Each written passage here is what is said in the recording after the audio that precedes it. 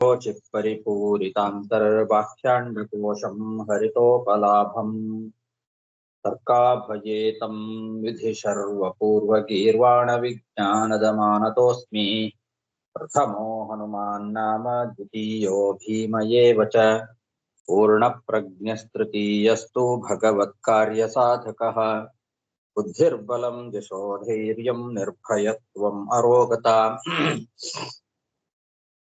अजाड्यं वाक्पटुत्वं च हनूमत्स्मरणाद् भवेत् पृथ्वीमण्डलमध्यस्थाः पूर्णबोधमतानुगाः वैष्णवा विष्णुहृदयाः तान्नमस्ये गुरून् मम जन्माद्यस्य यतोऽन्वयादितरतश्चार्थेष्वभिघ्नस्वराट् तेने ब्रह्महृदाय आदिकवये मुह्यन्ति यं सूरयः तेजो वारिमृतां विनिमयो यत्सवितरो मृता धाम्ना स्वेन सदा निरस्तकुहकं सत्यं परं धीमहि मृत्युर्भृत्यप्येहानिमतिदृशितमो बन्धमोक्षाश्च यस्मात्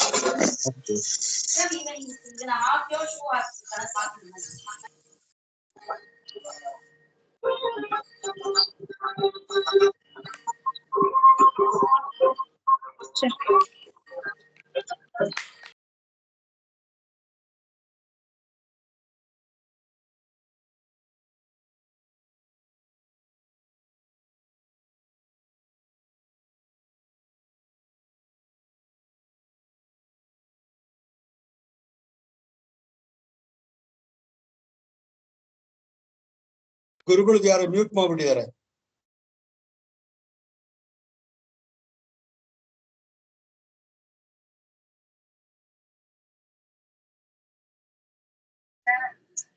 ಕೇಳ್ತಾ ಇಲ್ಲ. ಅಲ್ಲ, ಗುರುಗಳನ್ನ ಯಾರು ಮ್ಯೂಟ್ ಮಾಡಿದ್ದಾರೆ, ಎಲ್ಲಿ ಕೇಳಿಸುತ್ತೆ?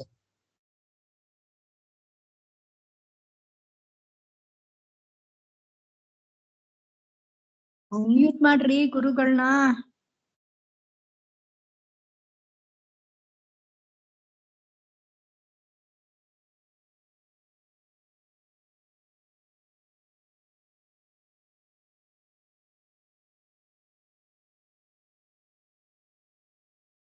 ಗುರುಗಳೇ, ನಿಮ್ಗೆ ಯಾರೇ ಮ್ಯೂಟ್ ಮಾಡ್ಬಿಟ್ಟಿದ್ದಾರೆ ಗುರುಗಳೇ, ಏನು ಕೇಳಿಸ್ತಾ ಇಲ್ಲ.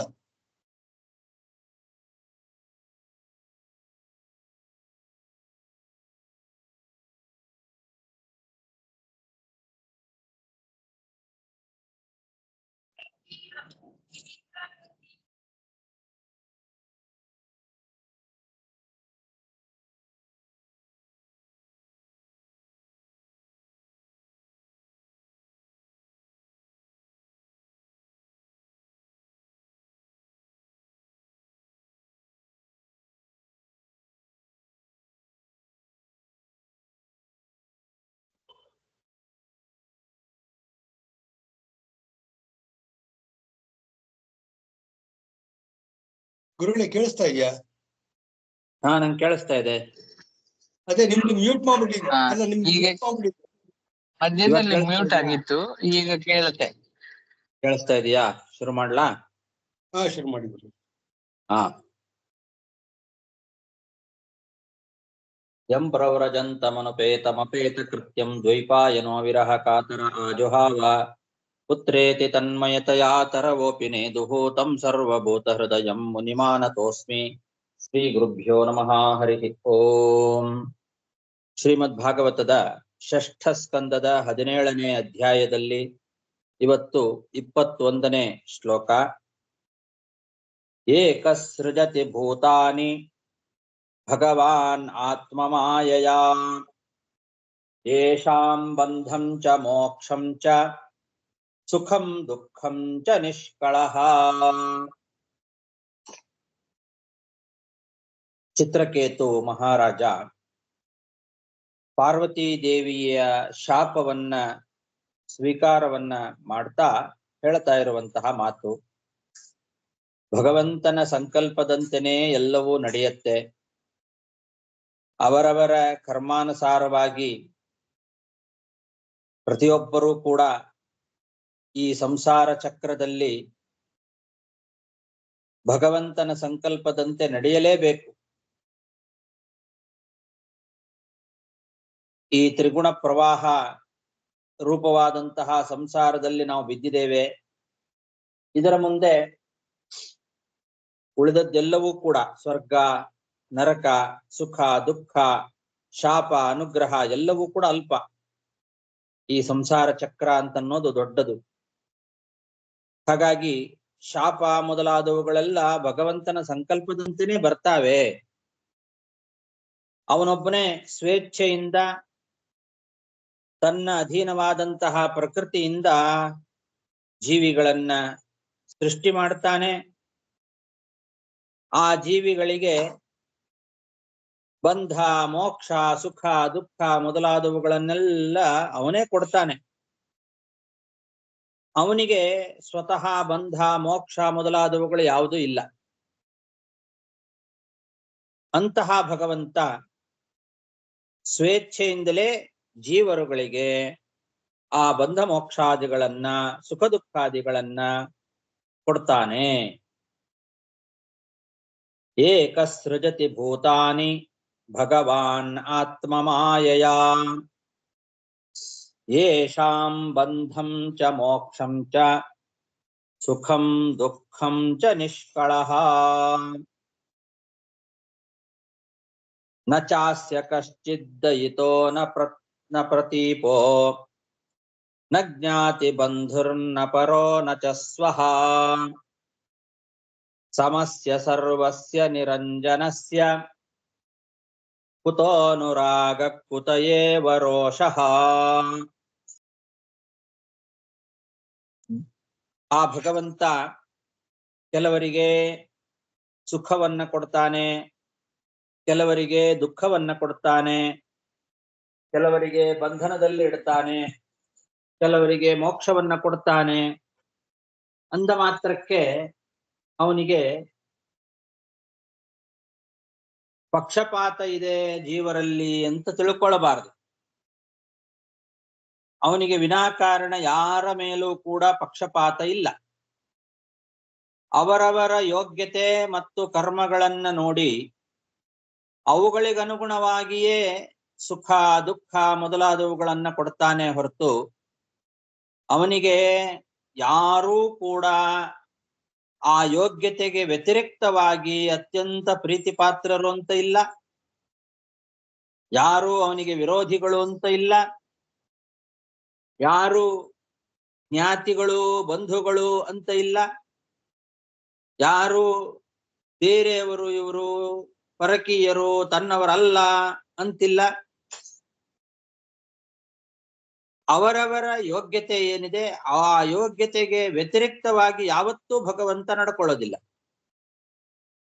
ಅವನು ನಿರ್ದುಷ್ಟನಾಗಿ ಎಲ್ಲರ ಒಳಗೂ ಸಮಾನವಾಗಿ ಇರ್ತಾನೆ.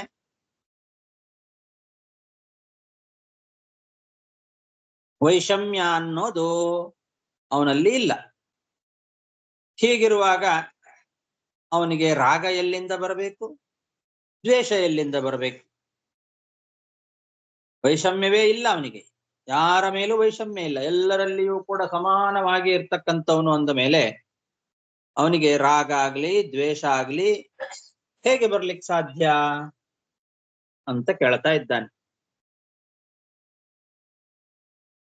ಇಲ್ಲಿ ಭಗವಂತನನ್ನ ನಿಷ್ಪಕ್ಷಪಾತಿ ಜೀವರಿಗೆ ಅವನು ಏನೂ ಆಗಬೇಕಾಗಿಲ್ಲ ಅಂತ ಹೇಳ್ತಾ ಇದ್ದಾರೆ.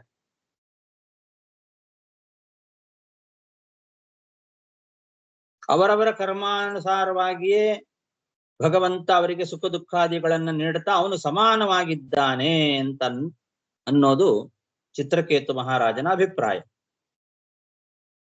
ಇಲ್ಲಿ ಭಗವಂತನ ಒಂದು ವೈಷಮ್ಯ, ನೈರ್ಘೃಣ್ಯ ಮೊದಲಾದವುಗಳಿಲ್ಲದೆ ಇರುವಿಕೆ, ನಿರ್ದೋಷತ್ವವನ್ನ ಸ್ಪಷ್ಟವಾಗಿ ಚಿತ್ರಕೇತು ಮಹಾರಾಜ ವರ್ಣನೆ ಮಾಡ್ತಾ ಇದ್ದಾನೆ.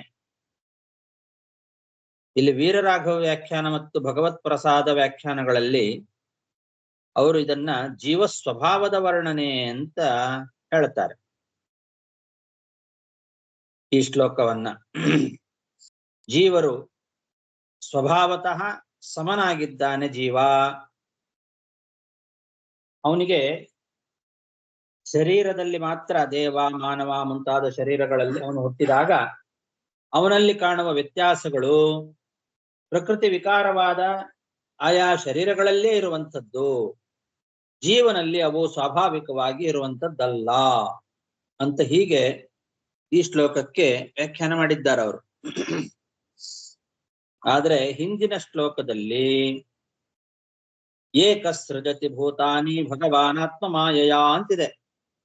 ಭಗವಂತನೊಬ್ಬನೇ ಸ್ವೇಚ್ಛೆಯಿಂದ ಜೀವಿಗಳನ್ನ ಸೃಷ್ಟಿ ಮಾಡ್ತಾನೆ ಅಂತ ಹೇಳಿ, ಈಗ ಇಲ್ಲಿ ನ ಚಾಸ್ಯ ಕಶ್ಚಿದ್ದೈತ ಪ್ರತೀಪಃ ಅಂತ ಆ ಪರಮಾತ್ಮನಿಗೆ ಯಾರು ಪ್ರಿಯರಿಲ್ಲ, ಯಾರು ವಿರೋಧಿಗಳಿಲ್ಲ ಅಂತ ಹೀಗೆ ಹೇಳ್ತಾ ಇರುವಾಗ, ಹಿಂದಿನ ಶ್ಲೋಕದಲ್ಲಿ ಹೇಳಿದ್ದು ಪರಮಾತ್ಮನ ಬಗ್ಗೆ, ಈ ಶ್ಲೋಕದಲ್ಲಿ ಹೇಳೋದು ಜೀವನ ಬಗ್ಗೆ ಅಂತ ಹೇಳಿದ್ರೆ ಅದು ಸ್ವರಸ ಆಗೋದಿಲ್ಲ.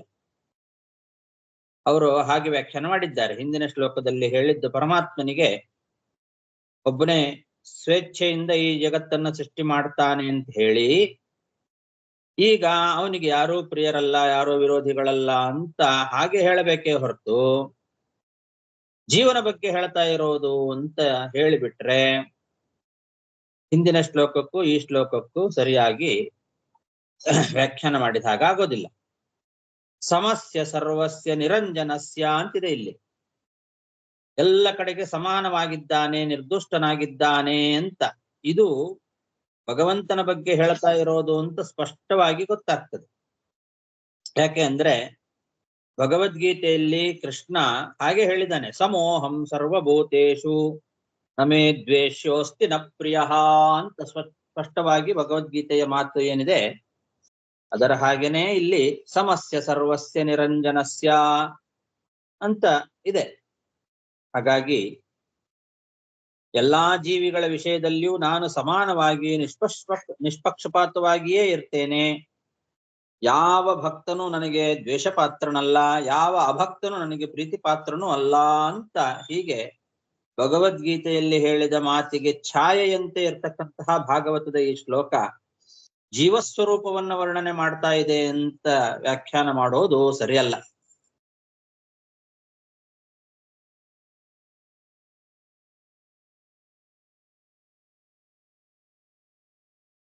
ಮತ್ತೆ ಜೀವಸ್ವರೂಪವನ್ನ ವರ್ಣನೆ ಮಾಡ್ತಾ ಇದೆ ಅಂತ ಅವ್ರೇನು ವ್ಯಾಖ್ಯಾನ ಮಾಡ್ತಾರೆ, ಅಲ್ಲಿ ಈ ಶ್ಲೋಕಕ್ಕೆ ನ ದಯಿತಃ ನ ಪ್ರತೀಪಃ ನ ಪರಃ ನ ಸ್ವಹ ನ ರಾಗಃ ಅಂತ ಇಲ್ಲೆಲ್ಲಾ ಕಡೆಗೆ ಏನ್ ಮಾಡ್ಕೊಳ್ಬೇಕಾಗತ್ತೆ ಅಂದ್ರೆ ದೇವಾದಿ ಶರೀರಗಳಲ್ಲಿ ಅಂತ ಅಧ್ಯಾರ ಮಾಡ್ಕೊಳ್ಬೇಕಾಗ್ತದೆ. ಸ್ವಭಾವತಃ ಜೀವರೆಲ್ಲರೂ ಕೂಡ ಎಲ್ಲಾ ಶರೀರಗಳಲ್ಲಿಯೂ ಪ್ರಿಯರಿರೋದು ಆಗಿರೋದಿಲ್ಲ ಅಂತ ಹೀಗೆ ಅವರು ಅದನ್ನ ಅನುವಾದ ಮಾಡಿ ಅಧ್ಯಾಹಾರ ಮಾಡಿ ಸೇರಿಸ್ಕೊಳ್ಬೇಕಾಗ್ತದೆ.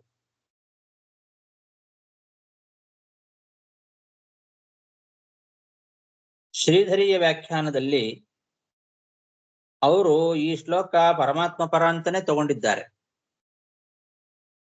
ಪರಮಾತ್ಮನ ಸೃಷ್ಟಿಯಲ್ಲಿ ಕೆಲವರು ಸಜ್ಜನರು, ಕೆಲವರು ದುರ್ಜನರು, ಕೆಲವರಿಗೆ ಸುಖ, ಕೆಲವರಿಗೆ ದುಃಖ ಮುಂತಾಗಿ ವೈಷಮ್ಯ ಯಾಕೆ ಅಂತನ್ನೋ ಪ್ರಶ್ನೆಗೆ ಉತ್ತರವಾಗಿ ಪರಮಾತ್ಮ ಸಮಾನವಾಗಿಯೇ ಇದ್ದಾನೆ, ವೈಷಮ್ಯಕ್ಕೆ ಅವರವರ ಕರ್ಮ ಕಾರಣ ಅಂತ ಹೀಗೆ ಶ್ಲೋಕ ಹೇಳ್ತಾ ಇದೆ ಅಂತ ಅವರು ಹೇಳಿದ್ದಾರೆ. ಸರಿಯಾಗೆ ಅವರು ಹೇಳ್ತಾರೆ. ಆದ್ರೆ ಅದ್ವೈತದಲ್ಲಿ ಜೀವರು ತಾವು ತಮ್ಮ ಉಪಾಸನೆಗೆ ಕಲ್ಪಿಸಿಕೊಂಡಿರುವಂತಹ ಪರಮಾತ್ಮ ತಮ್ಮ ಕರ್ಮಾನುಸಾರ ತಮಗೆ ಸುಖ ದುಃಖಾದಿಗಳನ್ನು ನೀಡ್ತಾನೆ ಅಂತನ್ನೋದು ವಿಚಿತ್ರ ಅನ್ನಿಸ್ತದೆ. ಯಾಕೆಂದ್ರೆ ಅದ್ವೈತ ಮತ ಅವರ ಪ್ರಕಾರ ಹಾಗೆ ಹೇಳೋದಿಲ್ಲ.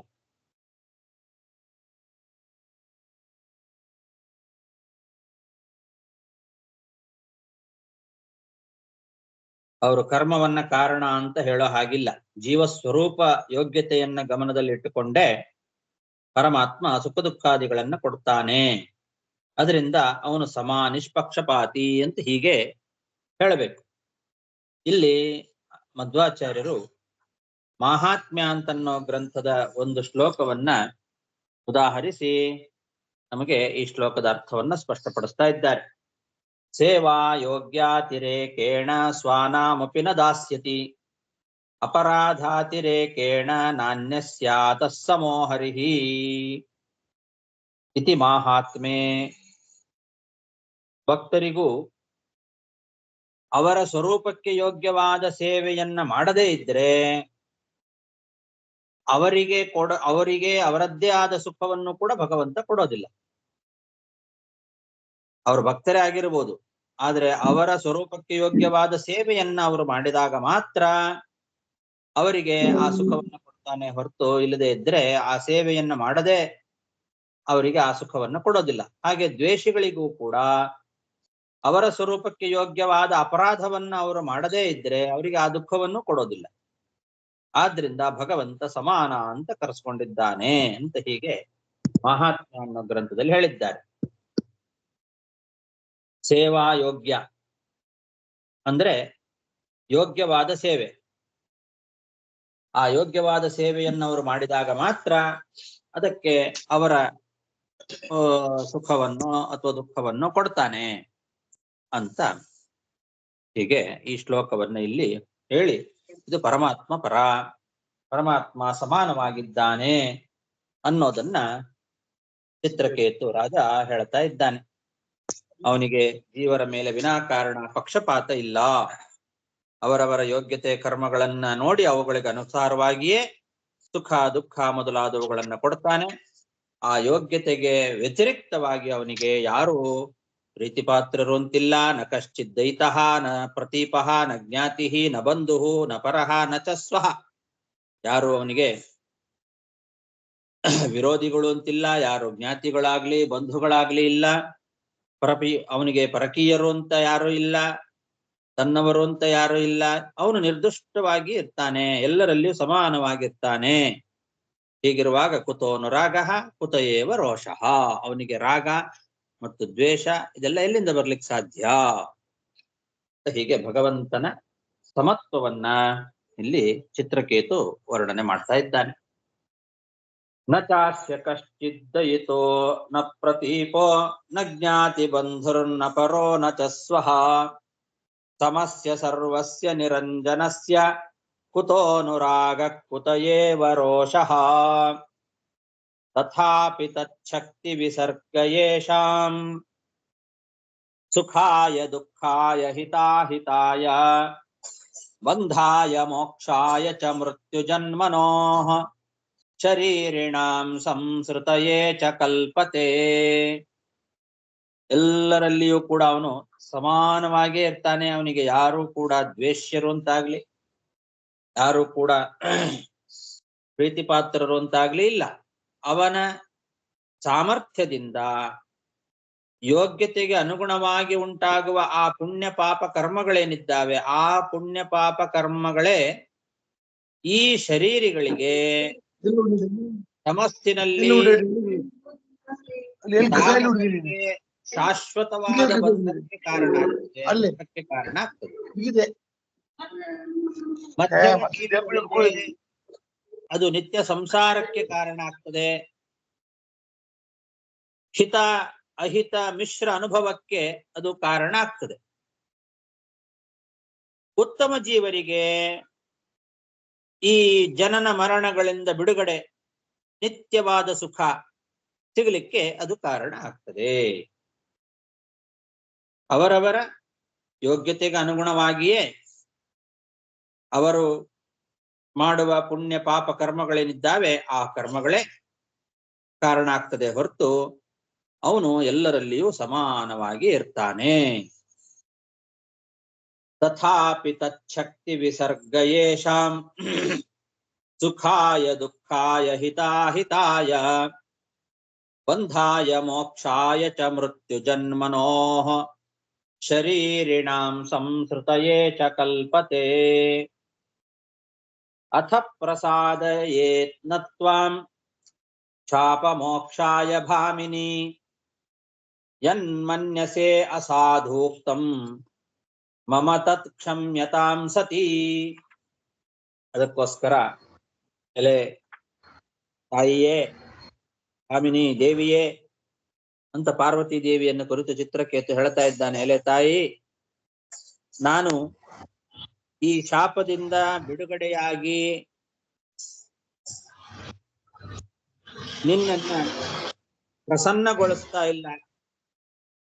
ನಾನು ಮಾಡಿದ ಕೆಟ್ಟವಾದ ಮಾತು ಏನಿದೆ ಆ ಮಾತಿಗೆ ಕೋಪ ಬಂದಿದೆ, ಅದನ್ನ ನೀನು ಸಹಿಸುವಂತ ಮಾತ್ರ ಕೇಳ್ತಾ ಇದ್ದೇನೆ.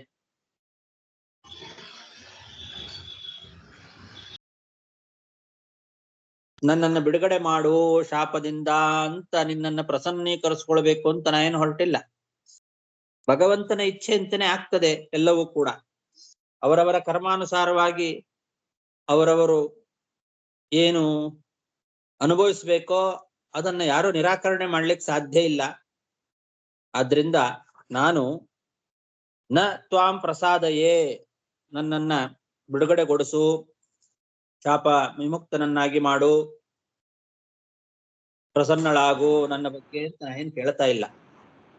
ಆದ್ರೆ ನಾನು ಆಡಿದ ಕೆಟ್ಟ ಮಾತೇನಿದೆ, ಅಸಾಧು ಉಕ್ತಂ ಮಯ, ಆಡಬಾರದ ಮಾತುಗಳನ್ನ ನಾನೇನು ಆಡಿದ್ದೇನೆ, ಆ ಮಾತಿಗೆ ನಿನಗೇನು ಕೋಪ ಬಂದಿದೆ ಅದನ್ನ ಮಾತ್ರ ಸಹಿಸ್ಕೋ ಅಂತ ಕೇಳ್ಕೊಳ್ತೇನೆ. ಇಲ್ಲದೆ ಇದ್ರೆ ನನಗೆ ಜ್ಞಾನ ಭಕ್ತ್ಯಾದಿ ಗುಣಗಳು ಕುಂಠಿತ ಆಗಿಬಿಡತ್ತೆ. ಆ ಭಯ ನನಗಿದೆ.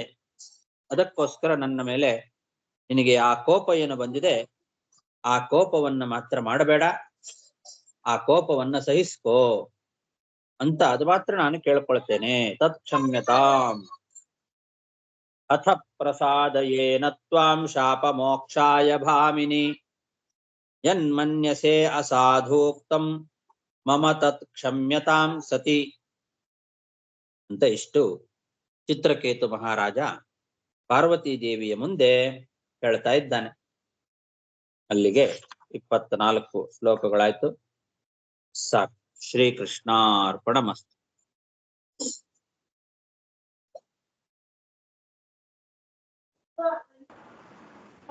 ಹರೇ ನಮಸ್ಕಾರ ನಮಃ ಗುರುಗಳೇ. ಆಚಾರ್ಯ.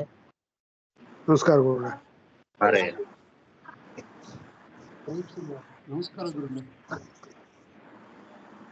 ಹರೇ ನಮಃ.